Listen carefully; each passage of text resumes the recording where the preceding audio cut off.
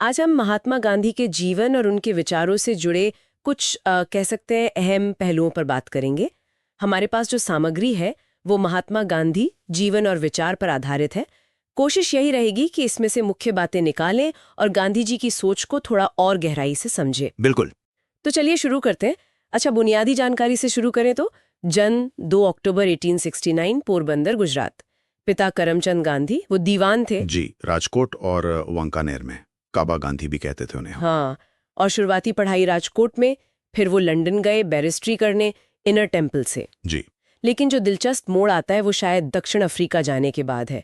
उनकी सक्रियता असल में वहीं से शुरू हुई, भारत से भी पहले। हाँ, ये बहुत महत्वपूर्ण बात है। 1894 में नटाल इंडियन कांग्रेस की स्थापना की उन्होंने। ये सिर्फ एक संगठन बनाना नहीं था, ये वहाँ भारतीय समुदाय को संगठित करने का पहला बड़ा प्रयास था। और सिर्फ संगठन ही नहीं बनाया, आपने जैसे बताया आश्रम भी स्थापित किए, फीनिक्स फार्म, टॉल्स्टॉय फार्म। हाँ बिल्कुल। फीनिक्स आश्रम 1904 में डरबन के पास, और फिर टॉल्स्टॉय फार्म।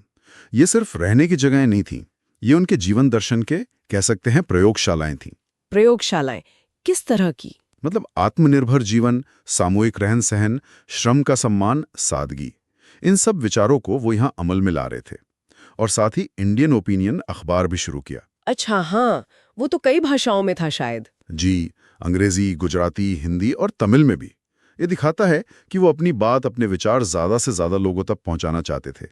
ये उनके शुरुआती विचारों के विकास का बहुत अहम दौर था। उनके विचारों को अक्सर व्यावहारिक आदर्शवाद कहा जाता है।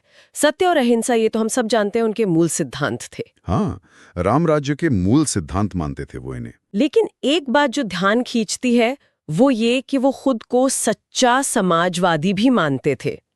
इसका क्या मतलब था उनके लिए? समाजवाद तो कई तरह का होता है। बिल्कुल। उनका समाजवाद किसी पश्चिमी मॉडल या किताबी सिद्धांत पर आधारित नहीं था। उनका मानना था कि हर व्यक्ति को अपनी क्षमता के अनुसार काम करना चाहिए और उसकी जरूरत के हिसाब से उसे मिलना चाहिए। यानी जरूरत के हिसाब से पारिश्रमिक। हाँ, ये उनके सामाजिक न्याय और बराबरी के नजरिए को दिखाता है। वो श्रमिकों को, मजदूरों को बहुत महत्व देते थे, समाज का आधार मानते थे उन्हें। ये एक तरह से नैतिक समाजवाद हुआ फिर? कह सकते हैं। व्यक्ति की जिम्मेदारी पर ज्यादा जोर था। अच्छा, तो दक्षिण अफ्रीका में ये सब अनुभव लेकर वो 1915 में भारत लौटे और यहाँ आते ही अहमदाबाद में सत्याग्रह आश्रम की स्थापना की। जी, जो बाद में साबरमती आश्रम के नाम से जाना गया। और यहाँ उनका उद्देश्य सिर्फ राजनीतिक आजादी पाना नहीं था, वो सक्रिय राजनीति को समाज सुधार का एक साधन मानते थे। समाज सुधार का साधन मतलब उनका असली लक्ष्य था सत्ता का विकेंद्रीकरण, ताकत को नीचे तक पहुंचाना, ग्राम पंचायतों को मजबूत करना। यही उनके स्वराज की मूल भावना थी, सिर्फ अंग्रेजों का जाना नहीं, बल्कि आम जनता का राज स्थापित हो। और भारत में उनका पहला सफल सत्याग्रह वो चंपारण वाला माना जाता है। हाँ, 1917 में। हाँ, बिहार के चंपारण में नील की खेती करने वाले किसानों के शोषण के खिलाफ था वो। बहुत सफल रहा। इसके बाद खेड़ा में किसानों के लिए और अहमदाबाद में मिल मजदूरों के लिए भी उन्होंने संघर्ष किया। और कहते हैं रविंद्रनाथ टैगोर ने उन्हें महात्मा की उपाधि इसी चंपारण आंदोलन के समय दी थी। जी हाँ, ऐसा कहा जाता है। ये उस आंदोलन के प्रभाव को दिखाता है। उनकी विचारधारा पर अगर देखें तो थॉरो, रस्किन, टॉल्स्टॉय, इन सब का असर दिखता है। हाँ, सविनय अवज्ञा, अंत्योदय, अहिंसा। बिल्कुल। लेकिन उन्होंने इन विचारों को भारतीय संदर्भ में ढाला और सिर्फ राजनीतिक लड़ाई नहीं लड़ी, समाज की जो बुराइयां थी, जैसे छुआछूत, उस पर भी गहरी चोट की। हाँ, हरिजन शब्द का प्रयोग उन्होंने ही शुरू किया। जी, अस्पृश्यों के लिए हरिजन यानी ईश्वर के लोग, उनके अधिकारों के लिए लगातार काम किया। और नेताजी सुभाष चंद्र बोस ने उन्हें राष्ट्रपिता कहा था।